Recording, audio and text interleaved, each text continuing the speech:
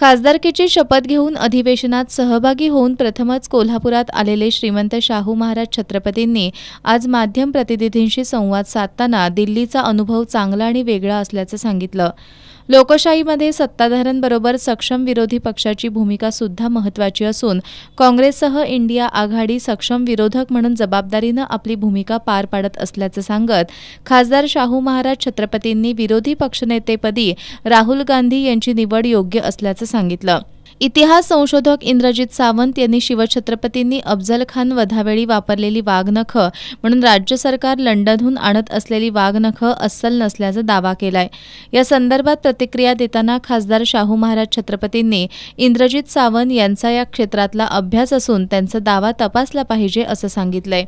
विशाळगड अतिक्रमणाच्या मुद्द्यावरून कायदा आणि सुव्यवस्थेचा प्रश्न निर्माण होऊ न देता चर्चेतून प्रश्न सुटू शकेल असा विश्वास व्यक्त करत अतिक्रमणांवर प्रशासन योग्य कारवाई करेल असंही त्यांनी सांगितलं।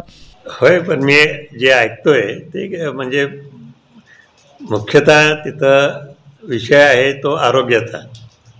आरोग्याच्या दृष्टिकोनातून आणि स्वच्छतेच्या दृष्टिकोनातून जे काय केलं पाहिजे ते तर केलंच पाहिजे। आणि अतिक्रमण हा असा विषय असतोय की कोणाला एका घटकाला तो लागू नाही आहे, सगळ्यांनाच लागू आहे। तर अतिक्रमण हा वेगळा विषय आहे आणि आरोग्य हा वेगळा विषय आहे।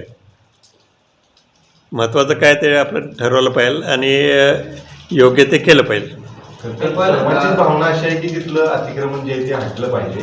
अनेकांच्या भावना जोडलेल्या आहेत, शिवप्रेमी देखील सातत्याने त्याबद्दल प्रश्न नाही। अतिक्रमण जर असेल तर ते शासनाने किंवा जे काय तिथला जिल्हा परिषद किंवा शासन जे काय असेल ते योग्य त्या दृष्टिकोनातून निर्णय घेईल। केंद्रातील सत्ताबदल, माजी खासदार संभाजीराजे छत्रपती आणि आमदार बच्चू कडू यांच्या एकत्र येण्याची चर्चा यावर खासदार शाहू महाराज छत्रपतींनी स्पष्टपणे बोलणं टाळलं। या पत्रकार बैठकीला राष्ट्रवादी काँग्रेस शरद पवार गटाचे जिल्हाध्यक्ष व्ही. पाटील उपस्थित होते।